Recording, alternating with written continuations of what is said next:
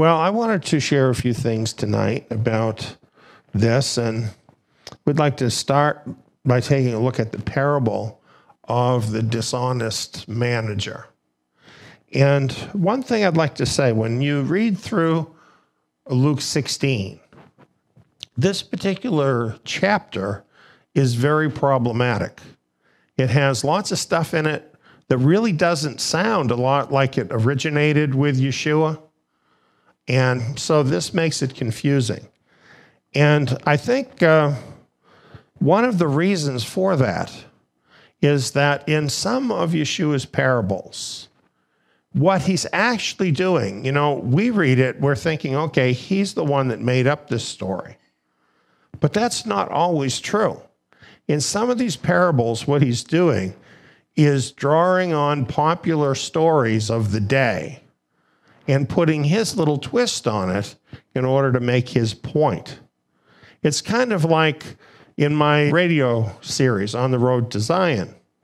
I have some programs I call the Matrix series. And I draw on the Matrix movie in order to bring out certain important points, because the Matrix movie gives me sort of a common ground with other people that I can talk about these issues. And I believe this is actually what is going on here with these parables here in Luke chapter 16. So I think this is one of the reasons why this parable of the dishonest manager is kind of difficult for people to understand, because I believe Yeshua is taking like a popular story and then adjusting it to make his point. Well, let's go through this and I'll bring out some of the points here. And here in the first couple of verses, it tells us about the rich man who has this manager who at least hasn't been managing well and may have been stealing. And so what do you do if you have a manager like that and you're the boss? There's only one thing you can do. You have to fire him, don't you? You can't say, oh, I'll give you another chance, because the man is probably a thief. If you give him another chance, he'll keep robbing you. So he had to fire him, and he fired him. And so then what happens? Unfortunately, though, I think the owner here was not a very good manager, because he didn't just escort him out the door like they do now, right? It looks like he gave him some kind of notice. So here's what happened. This dishonest manager, he's thinking about this, and he's thinking, oh boy, what's going to happen to me now? And so he comes up with an idea. He's thinking, okay, once I leave here, I'm not good with my current boss anymore. So I have to get in good with some other people. And then maybe I'll be able to get another position or something that way. So that's what he did. He decided he would make some friends. So by going to customers of his current manager, he says, okay, you owe such and such amount of oil. Change it on your paper to this, and I'll agree to that. And does that for a number of different things. And he does make a lot of friends doing this, right? Giving everybody a discount, if you will, but not an honest discount, a dishonest discount. And do people actually do this stuff? They really do. They really do. People actually do this stuff in order to promote themselves. This is really how people who aren't you operate. That's what I'm telling you. That's what Messiah was telling you. So it says here, his master commended the dishonest manager because he had done wisely.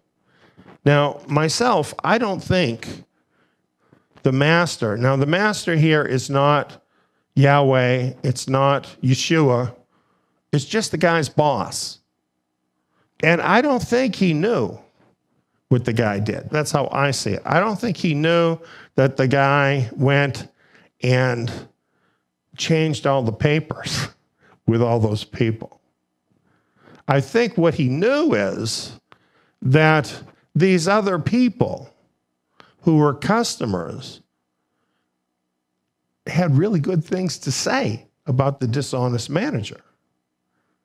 That's what I think happened. That's why people do this stuff, right? And so I think that's what he thought was wise. I don't think he necessarily knew how the man achieved it, but I think he saw that this man had been able to get people on his side, and he thought that was wise. I believe if he knew that the man had cheated him beyond what he already had done, he wouldn't be commending him. So that's how I see that. But the story here is very interesting in the way in which Yeshua draws from this story. And what he says is, for the children of this world are in their own generation wiser than the children of the light. And then he says, I tell you, make for yourselves friends by means of unrighteous mammon, so that when you fail, they may receive you into the eternal tents. Now, all this language, the way it's put together, is very strange. So that's why I think this story wasn't really originally from Yeshua. I think he's adapting the story. But the point he's making here, I think, is very clear. What he's saying is that in the world, they're very shrewd. They're very wise in how they advance themselves. And they take and they use the resources they have in order to advance themselves. But in the kingdom, a lot of times we don't have that kind of wisdom. The children of light, a lot of times, unfortunately, just coast along. We don't really always utilize the gifts that we have, even the wealth that we have, in a way to promote the kingdom. And I think part of it is because, we have some old ideas that aren't really how Yahweh works. Like, for instance, to us, we think, well, Yahweh has the cattle on 1,000 hills. He doesn't need my $12 a month or whatever it is. And the thing is, if you know the Torah, when he established the tabernacle, he looked to the people to provide for that. He didn't just send a pile of gold from heaven. He looked to the people so that they could have the blessing of giving. And then he actually arranged for the upkeep of the tabernacle and for the support of those working in the tabernacle. And where did that all come from? That all came from the support of the people. And then as they gave support, what did Yahweh promise them? He would bless them, right? We were hearing some of that in Abigail's scriptures tonight. And so I think because we're not under that system anymore, that temple system, sometimes we do get kind of lax on some of these things. And we really are not as wise as the people of the world. They're diligent, especially the really greedy people. The really greedy people work really hard. And they do it just like this. They call it networking. They network with all the other people that they think can help them. This is what they do. And they have all these big meetings. Like just recently, they had the Davos Economic Forum. I don't know why they didn't invite me. Actually, I do know. Because the people they invite are the multi-billionaires who are the movers and shakers of the economy of the entire world. So why would all those guys get together every year at Davos? The answer is very clear. They want to arrange things in the world so that they keep the wealth coming to them and not to you. That's really the reason they're doing that. Just like this guy, this dishonest manager. They're very diligent in what they do. Yeshua tells us, I tell you, make for yourselves friends by means of unrighteous mammon. Whoa! Dang, would you expect Yeshua to say that? Would you? Tell me the truth. Would you expect that? Doesn't that knock you out when you read that? Make for yourselves friends by means of unrighteous mammon. You know what? The money isn't bad. Greed is bad. What you do with it, if you use it selfishly, is bad. Yahweh gives some people a gift to make money.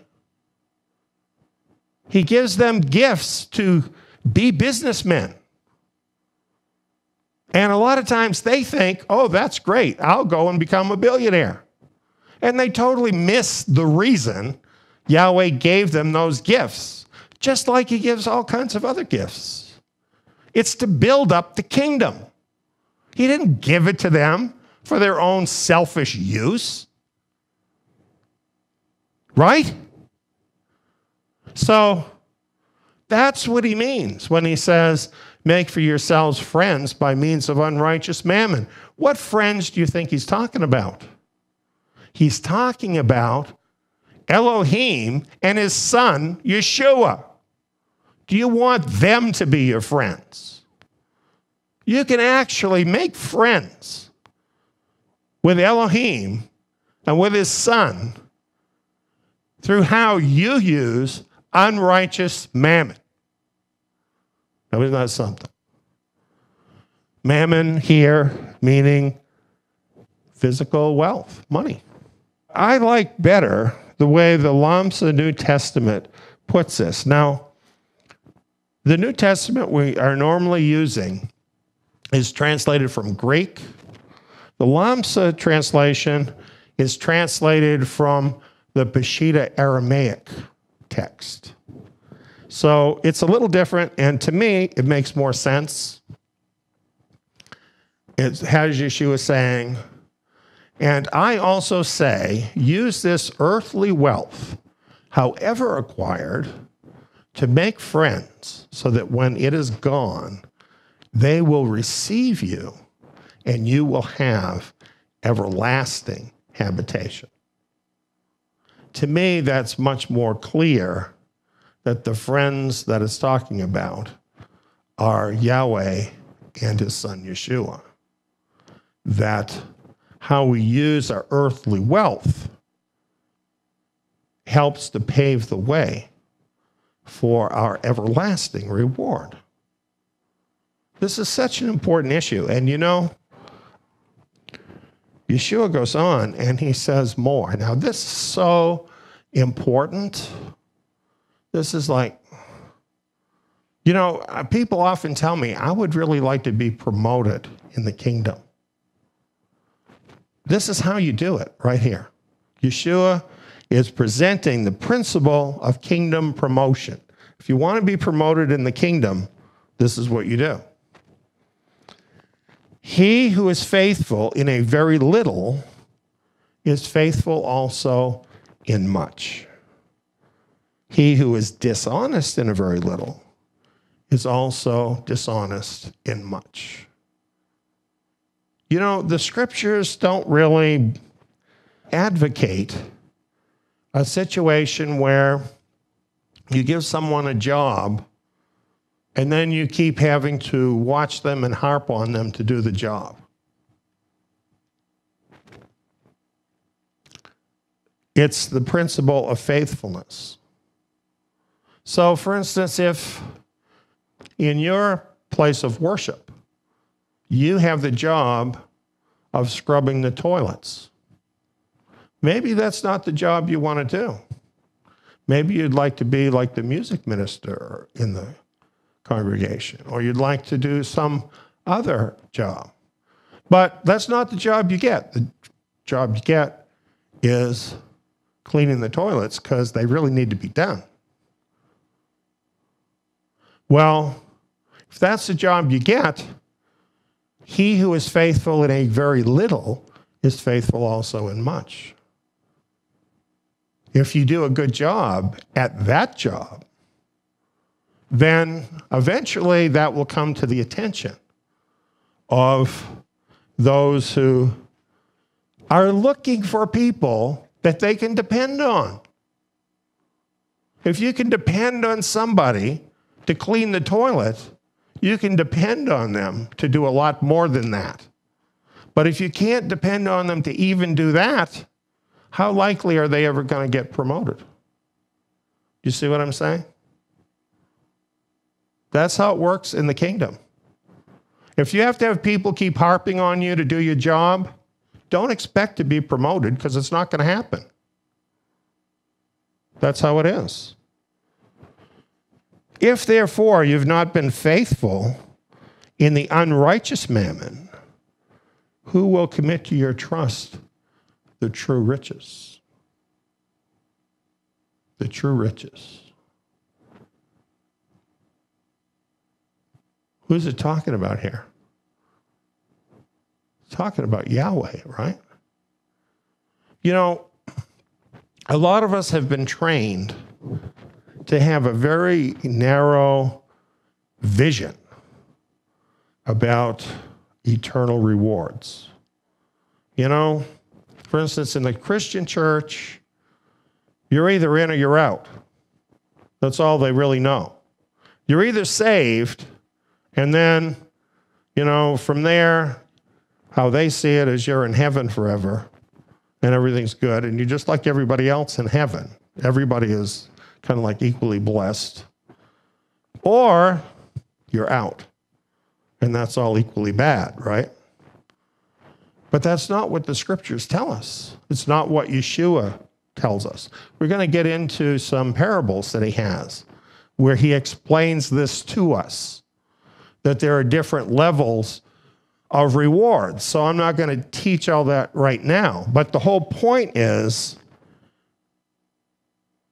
he's looking at this as a test.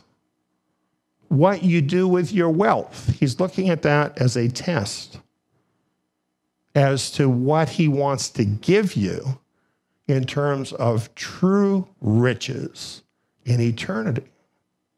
See, that's what this is all about. That's why you're here right now. This is not it. Okay? This is not it. This is just the place where you're being tested and prepared for what is it. So what you do here is all about there. That's a lot about what this whole chapter is about. Because people get sidetracked into here, when really, everything that matters is about there. And that's what Yeshua is saying here, right? Okay, so you've got some money. Use it for the kingdom, for there, not here. That's what he's saying. And then he says, if you have not been faithful in that which is another's, who will give you that which is your own? That's quite a concept. Your own. Do you have anything in this world that is your own? Do you own a house? Oh, you think you do. But is it your own? Try not paying your taxes some year, and you'll find out who really owns your house. And on and on. Our Father wants to give us what is something that is truly our own. Do you know what he wants to give you? Indestructible, immortal, eternal life. This is life within yourself. like he has.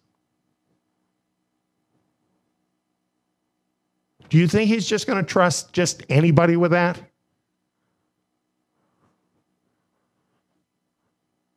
What if you turn out to be the person that isn't worthy of that and you decide to hang up your own shingle, like some other guy we know about? Haven't we had enough of that? So yeah, there's some hoops people have to go through to separate the men from the boys, if you will. We got to do it. It's fair, it's right. It's for everybody's good. So if it matters enough to us to be there, to have the eternal riches, then that's going to affect how we look at everything in the world we're in. It's that simple. Well, here's some more.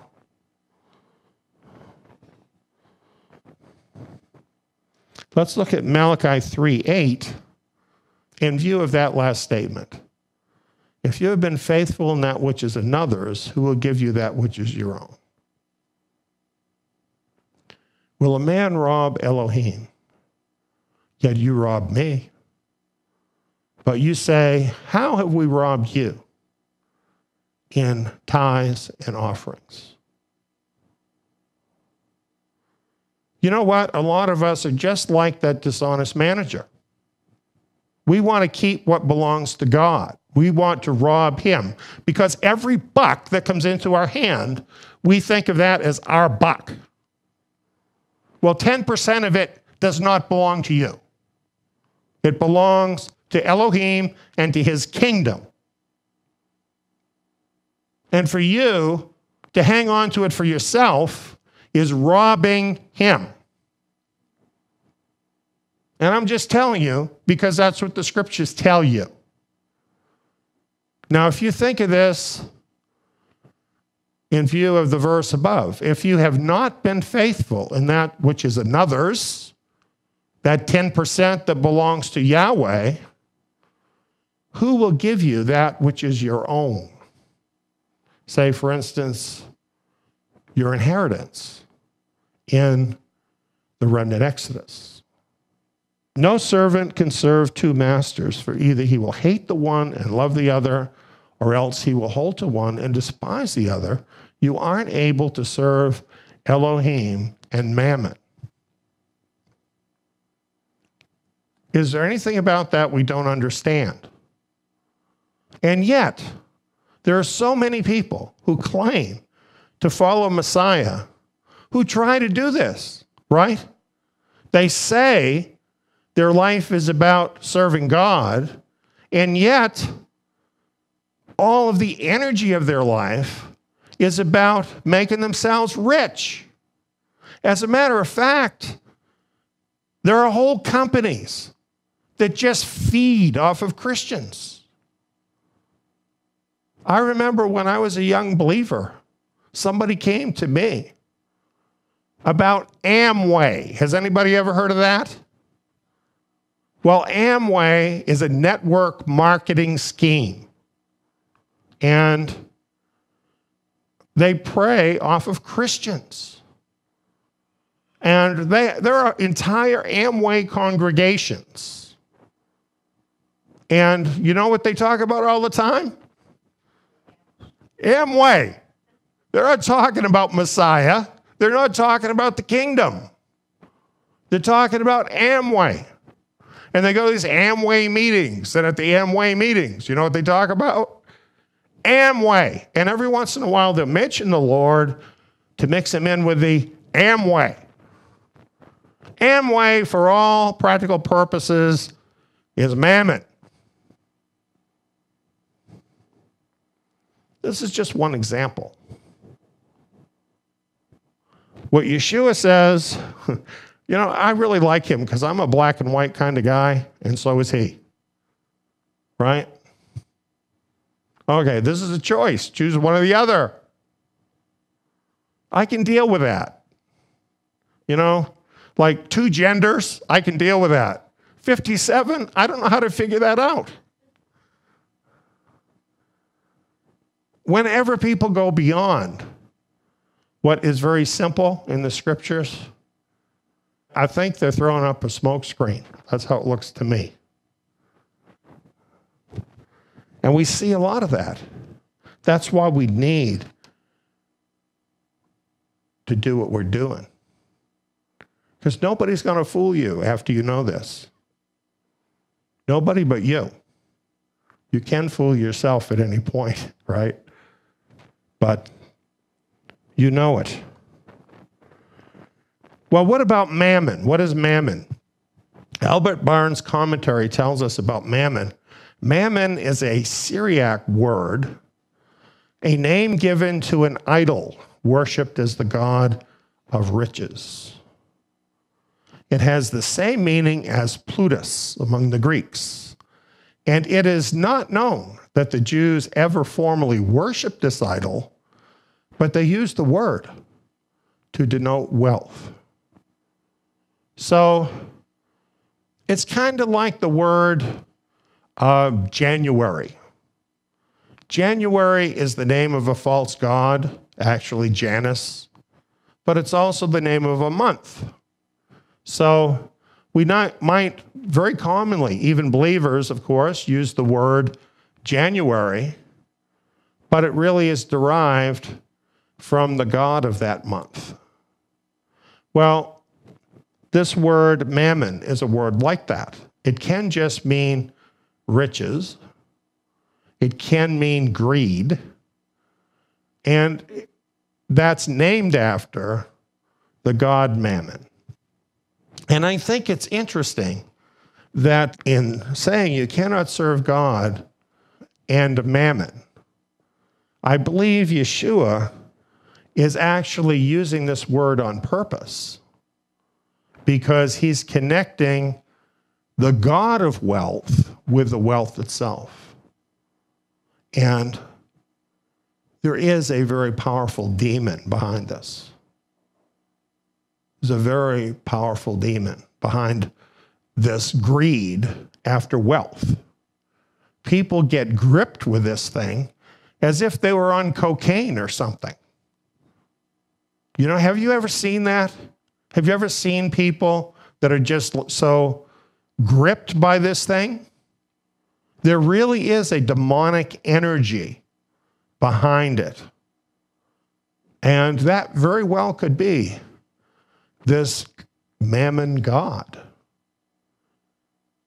this demonic force behind this greed. So I think that's a very interesting thing. And realizing that's true, we need to be very careful with this. You know, we need to use our wealth with the kind of wisdom Yeshua is talking about. We have to be in control of it and his purposes. And, however, we have to really avoid getting into the grip of this demonic spirit that is behind greed. Well, this sets the pace for the rest of the chapter. And I think if there was a phrase that shows the motivations behind the entire chapter, it would be this phrase: the Pharisees were lovers of money. And of all people, they were the people you wouldn't want to be lovers of money, right? Because they're the religious leaders of the people. They should be devoted to spiritual interests, right? They should be devoted to caring for the people. But instead, they're just interested in hoarding their own wealth and everything that goes with that. So this is what Yeshua is addressing in this chapter. It says, the Pharisees, who were lovers of money, also heard all these things, and they scoffed at him. And he said to them, you are those who justify yourselves in the sight of men, but Elohim knows your hearts. For that which is exalted among men is an abomination in the sight of Elohim. You see, they were just like the dishonest manager, weren't they? That's what he's saying. They were elevating themselves in the sight of other people. Why were they doing that? The same reason the dishonest manager was doing that, to enrich themselves. So it really just kind of goes all together. And then, though, he's telling them, Elohim knows who you are. He knows what you're doing. He knows your hearts. And he calls them an abomination. And truly they were, because they were behaving in a way exactly opposite to how the leaders of Israel should behave. Should not the leaders of Israel in some way mirror Yahweh himself? When people would go to the leaders of Israel, didn't they have a right to think that they were going to have the love of Yahweh expressed towards them, the wisdom of Yahweh, the right and correct understanding of his commandments? And yet, what were they doing? They were actually twisting the Torah in order to lift up themselves and to enrich themselves. In this, they were a lot like many of the religious leaders and teachers today, as we see in this picture here. All of them with mansions, private airplanes, all of this stuff. And how do they get it? They all get it, just like Brian was talking about, by twisting the scriptures.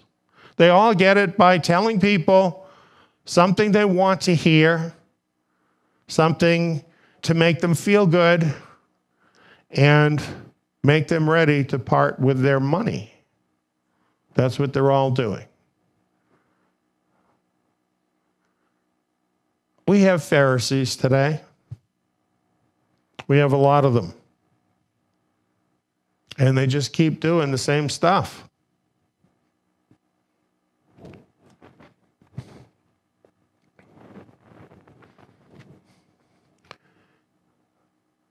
Yeshua goes on, the Torah and the prophets were until John. From that time, the good news of the kingdom of Elohim is preached and everyone is forcing his way into it.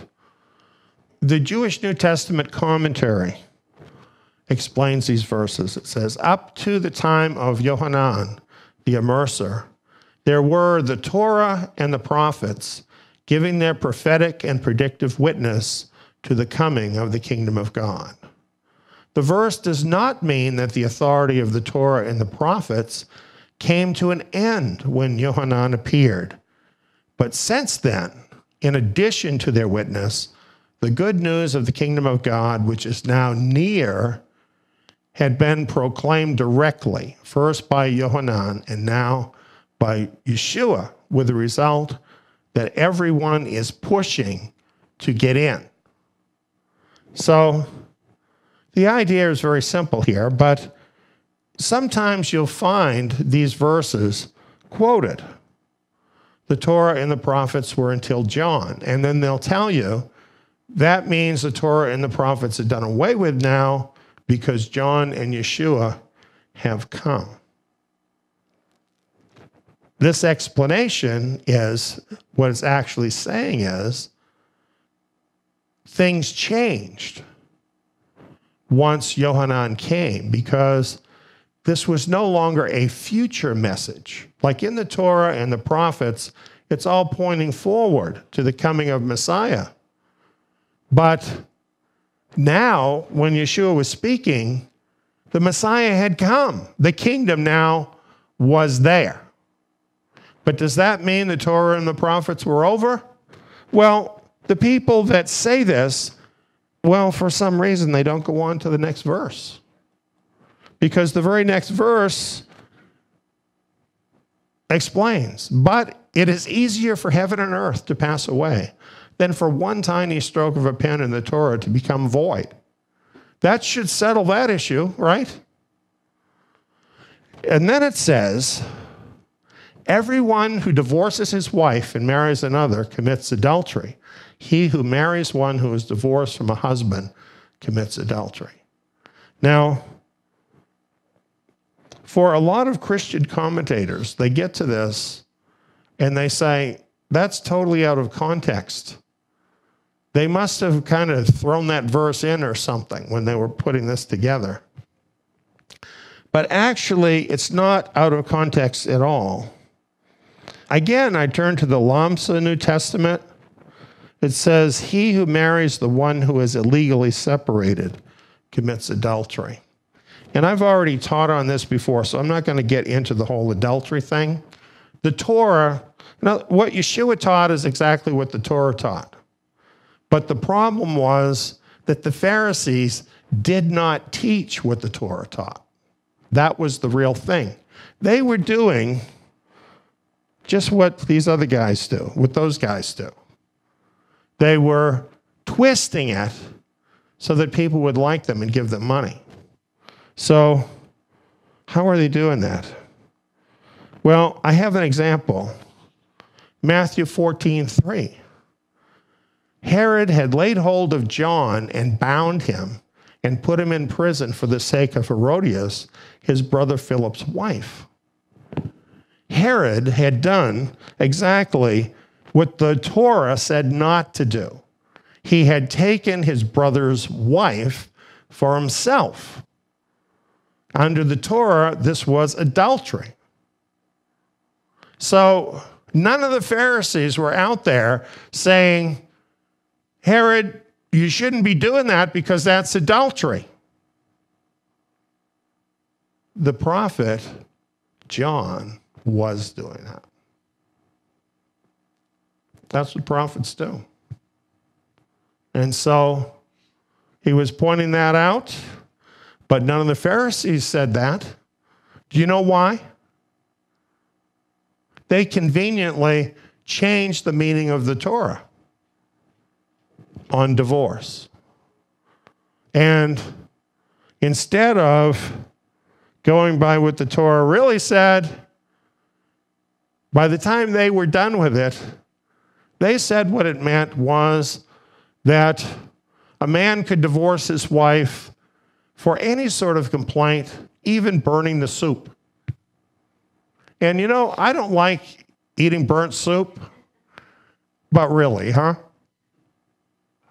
And that made it then so that they didn't have to make an issue with the big money. You see what I'm saying?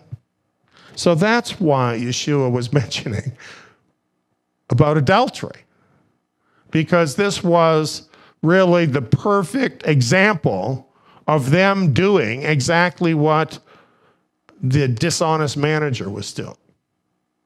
So it really all pulls together. And that's why he put in that thing about you can't change the Torah, because they were changing the Torah. Okay, here's a little change of pace.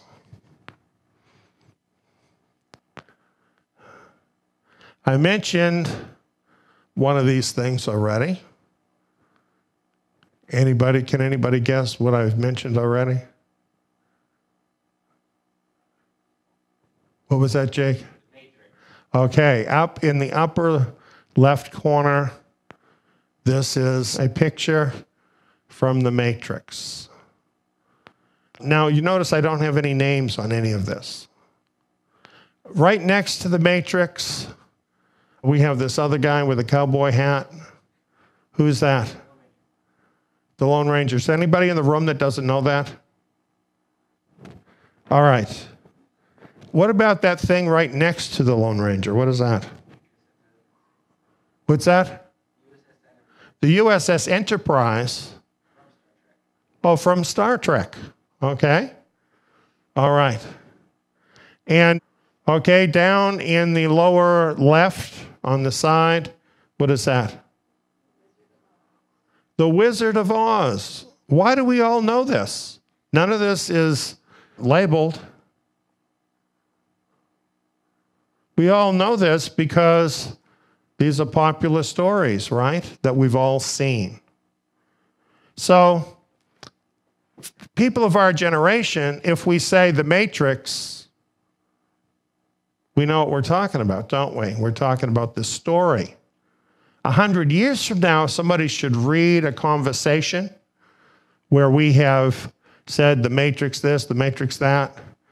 I'm going to take the red pill, things like this. I think people would really have trouble understanding what we're talking about, right?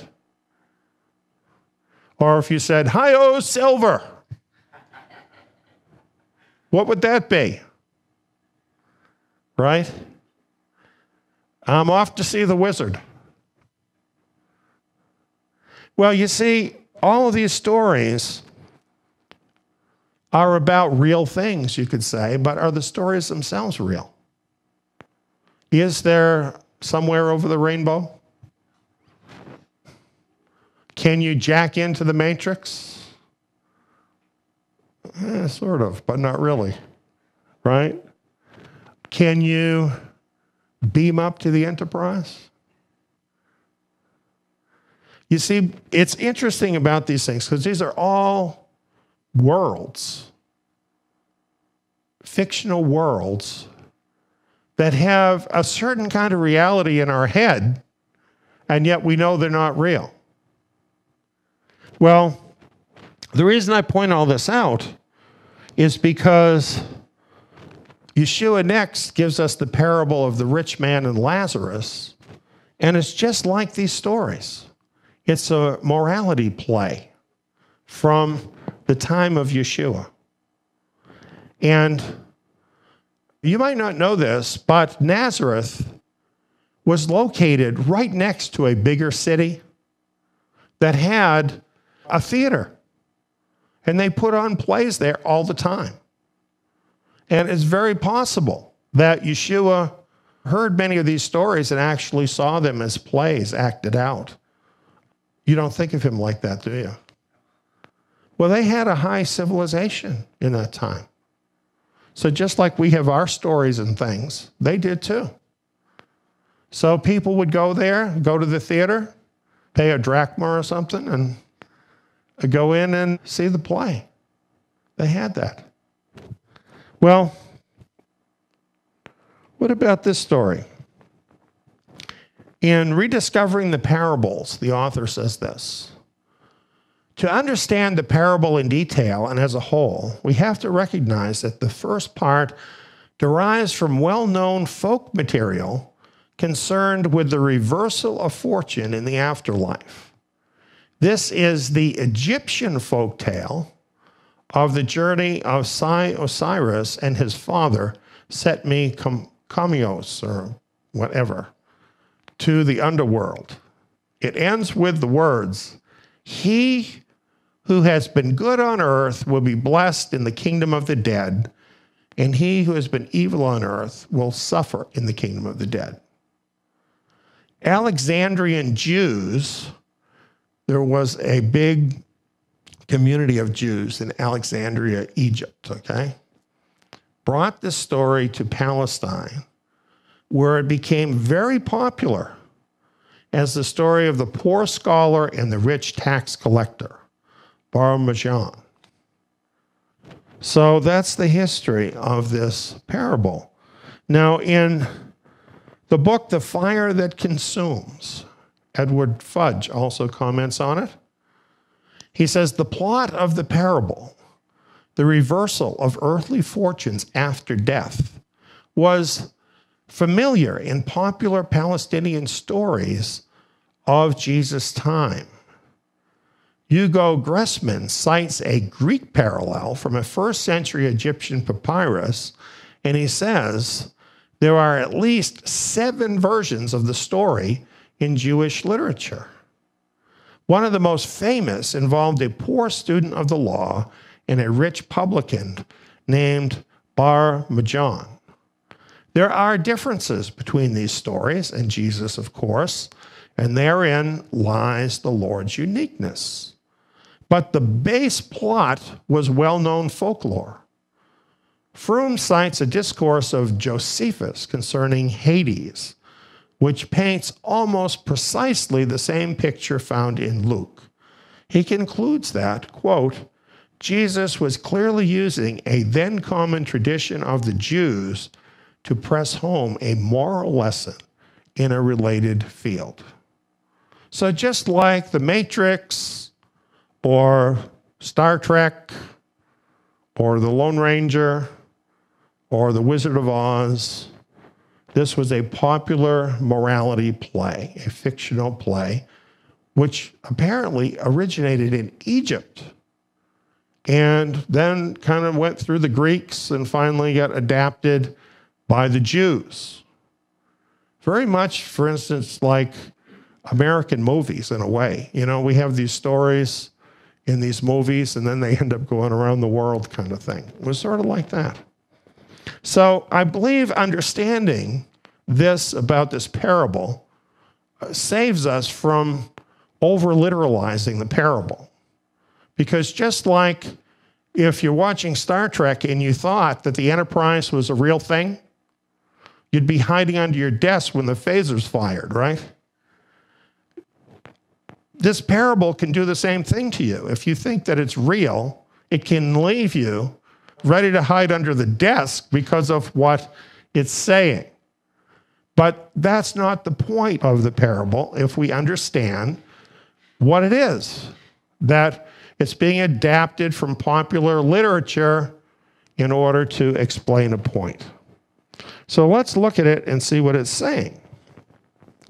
Okay, we have the beggar and that died. And of course, it tells us the whole story about him, that he was at the door of the rich man looking for a few crumbs just to get by. And of course, the rich man totally ignored him because he was too busy hoarding more wealth, right?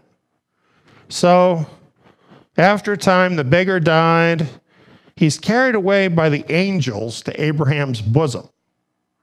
I think that's interesting. And the rich man also died and was buried. In Sheol, he lifted up his eyes, being in torment, and saw Abraham far off and Lazarus at his bosom. So this, except it introduces Abraham, it gives them different names that are Jewish names, such as Lazarus. But other than the name changes, it's following the story very closely from the Egyptians. The whole point of this story comes when Abraham tells Lazarus, son, remember that in your lifetime you received your good things, and Lazarus in the same way bad things. But now here he is comforted, and you are in anguish. This is what I like to refer to as the big switcheroo. Look out for the big switcheroo. That's what Yeshua is basically saying with this parable. Because what he's saying is, if you live your life today like this rich man, and you just focus on today, then when you get into eternity, what's going to happen to you? Yeah, big switcheroo. You don't want that. You're on the top here, but there, you're going to be in the bottom of the barrel. And what about Lazarus? Well, I don't think this means that every beggar is going to inherit eternal life. But I would assume about this Lazarus that he was a good person with a good heart and had some bad circumstances in his life. So the big switcheroo is good for him, isn't it? No more sores, no more being hungry. He's in the bosom of Abraham. What a wonderful place to be. Right? Abraham, Yahweh's friend. And he's Abraham's friend. Can't be in a better place than that if you're a Jew. The big switcheroo. That's really the whole point of the parable.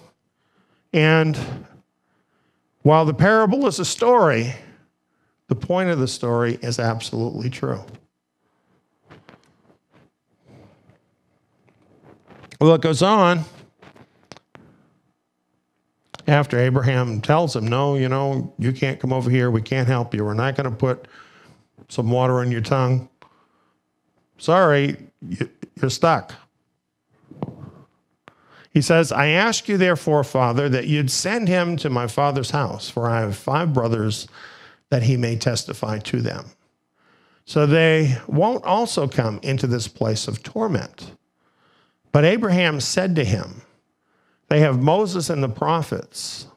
Let them listen to them. He said, no, Father Abraham, but if one goes to them from the dead, they will repent. So he's asking Abraham to send someone from the dead back to his brothers to warn them so that they don't act like a bunch of greedy fools too and end up in the same place. And I'd like to focus on this. He said to him, if they don't listen to Moses and the prophets, neither will they be persuaded if one rises from the dead. This little section is added to the story by Yeshua. And I believe this is pointed directly at the Pharisees, that they're just like that rich man. And Abraham is telling them the truth that if they don't listen to Moses and the prophets, which he's just showed them, they're not, right? They're teaching something else than Moses and the prophets. And someone was sent to them, the very Son of God. Neither will they be persuaded if one rises from the dead. And somebody did, didn't they? Yeshua, Messiah. And were they persuaded? Some individuals were, but on the whole, no. And so I think it's very telling where this story ends up. So even though it's a morality story, yet Yeshua brings it to a place that's very real, because what happened to them, because they did not believe the one that was sent, who rose from the dead. Because of that, destruction was brought upon them in the year 70. And they experienced conditions very much like the story. Fire. Rome burned the whole thing. And it was horrible. Horrible. Very, very much like this story.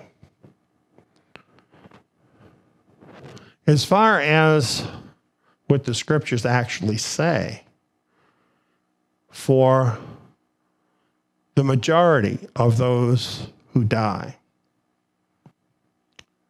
they're going to be raised up in what the scriptures indicate as the second resurrection. There's going to be a first resurrection when Messiah comes that's just going to involve those who belong to him.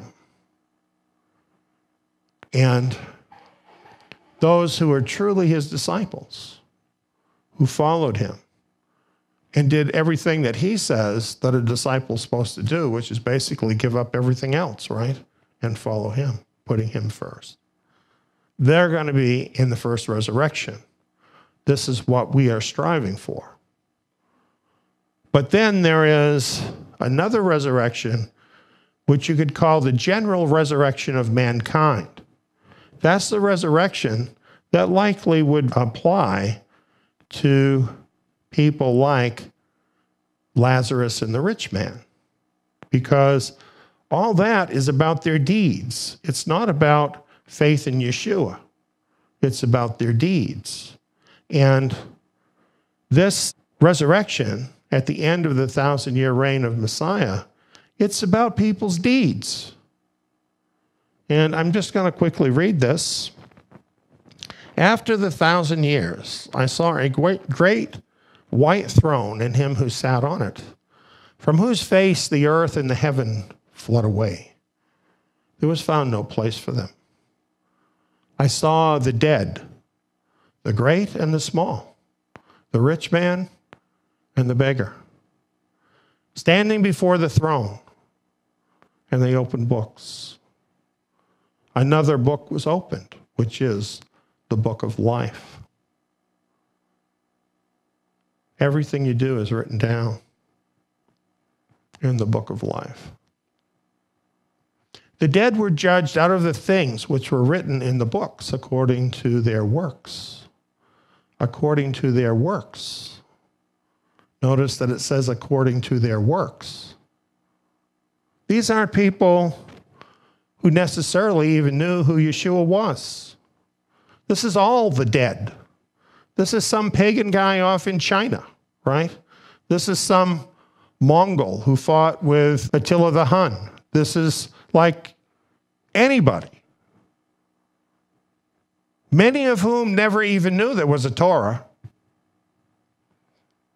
But every one of them had the image of God stamped upon their spirit. Every one of them knew within themselves what is right and wrong, just like you do. And so they're going to be judged according to their works. The sea gave up the dead who were in it. Death and Sheol. Notice it mentions Sheol. That's where it showed Lazarus and the rich man to be in the parable. Death and Sheol gave up the dead who were in them. They were judged, each one according to his works. Death and Sheol were thrown into the lake of fire. This is the second death, the lake of fire. If anyone was not found written in the book of life, he was cast into the lake of fire. So, if I was to apply this to the parable, I'm seeing the rich man who has just recently been cast into the lake of fire. So he's not consumed yet. But it is the second death.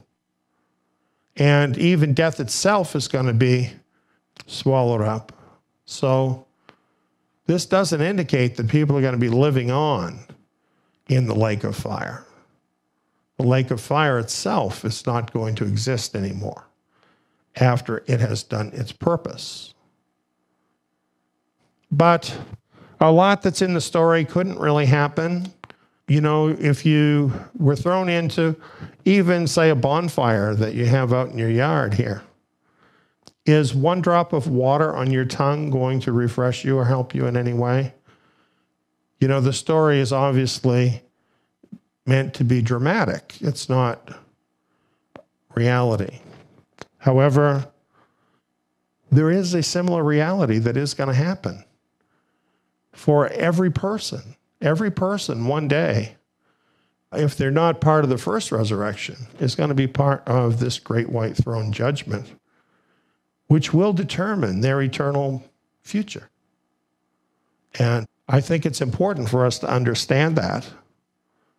And like I was saying, really, our whole life here is really about there. That's really what it's all about. And so what people do is very important. Well, you know, some people read this and say, well, it can't be according to their works because the only way to be saved is by Yeshua Messiah. But who do you think is sitting on the throne judging these people? Isn't it Yeshua? This may be their very first encounter with Yeshua. Maybe if they're smart, they get down on their knees and say, oh, I am so sorry for the things I did. Can you save me?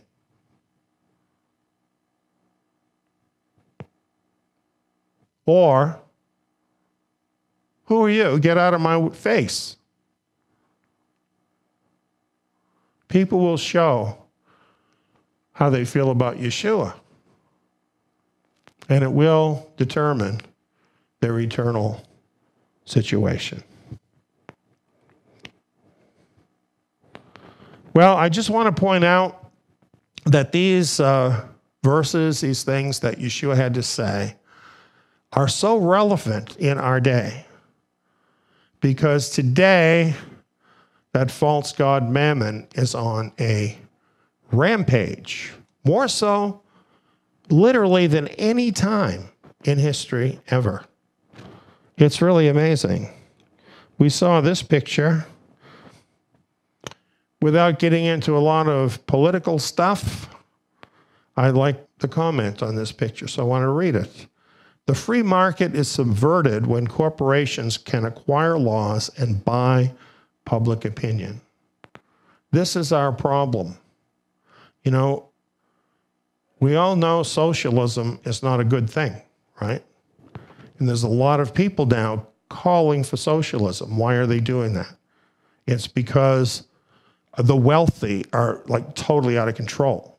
So this is why some people are calling for socialism.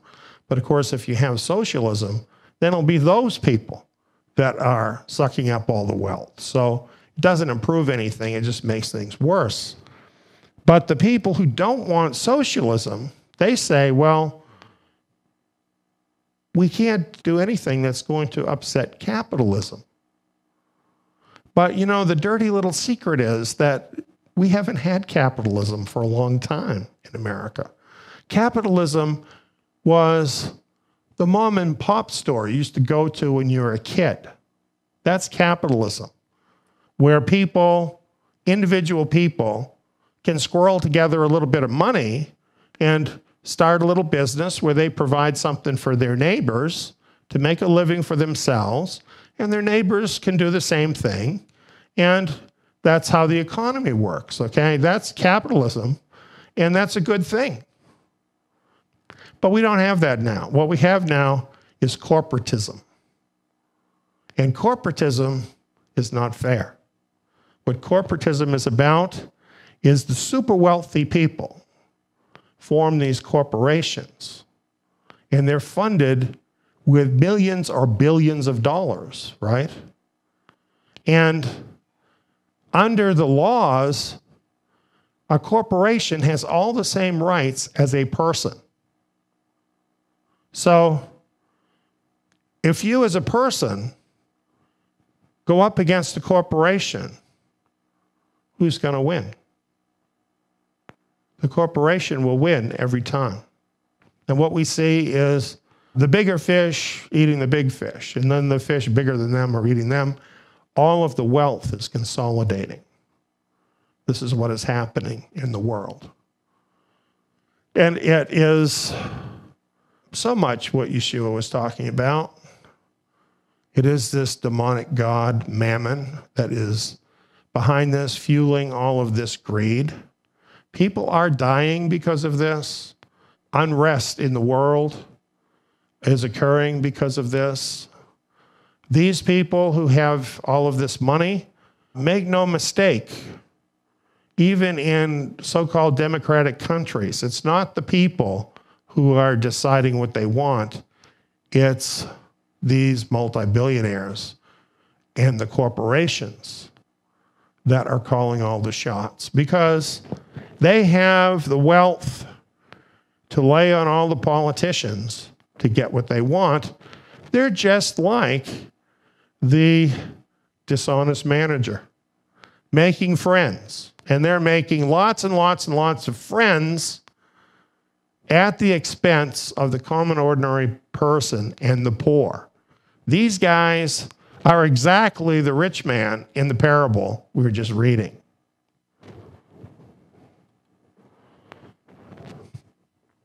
In January of 2019, they held the most recent Davos Economic Forum. And Oxfam, as it does every year, came out with their figures showing where the wealth of the world resides. And what they found most recently is that 26 really rich people have as much wealth as the poorest half of the world. So over here, you've got 3.5 billion people. 3.5 billion people. And over here, you've got 26 people that control just as much wealth. That's a little lopsided, don't you think?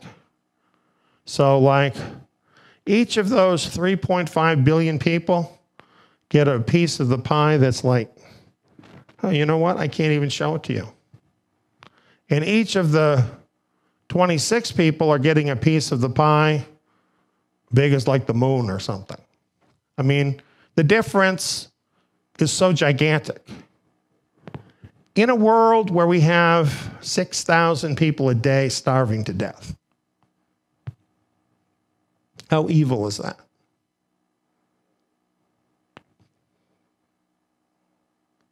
I don't think the lake of fire is really out of place for people who would be stuffing their own bank accounts while they're watching other people die.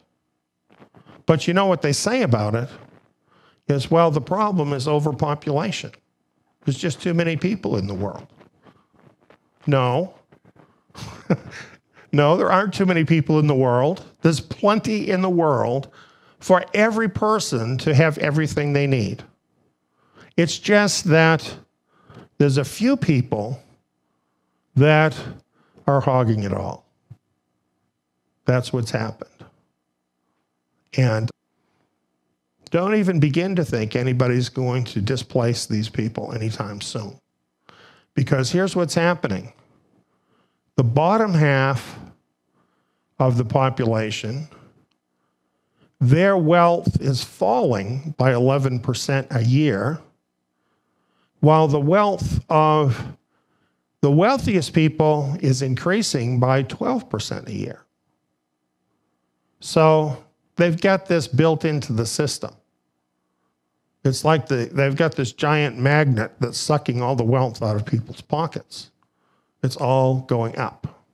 And along the way, some of it stops in the pockets of the politicians and other people who are useful to the elite. And when you really understand this, and where the wealth is, where the power is, it's not hard at all to believe that before long we will have a one-world government. Because that's a lot more efficient to get a hold of more wealth and to control the whole world for the benefit of these elite people. And we're not that far from that happening. So that's where we're at. And you know, there's so many things that we could look at to show that we're in the last days, that we're near the end of this age. But I don't think there's anything, if you actually understand the implications, that is more compelling than these facts. This is really quite astounding.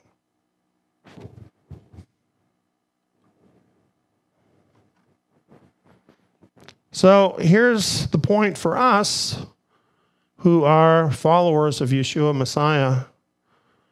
I also say use this earthly wealth, however acquired, to make friends with Yahweh and his Son, so that when it is gone, they will receive you and you will have everlasting habitation. Friends, let us store up our treasures in heaven. Do you feel the call to action? Is Yahweh leading you to volunteer at Zion headquarters? Could you see yourself transcribing or translating hours of programs, printing and handing out cards to your friends and family about Zion?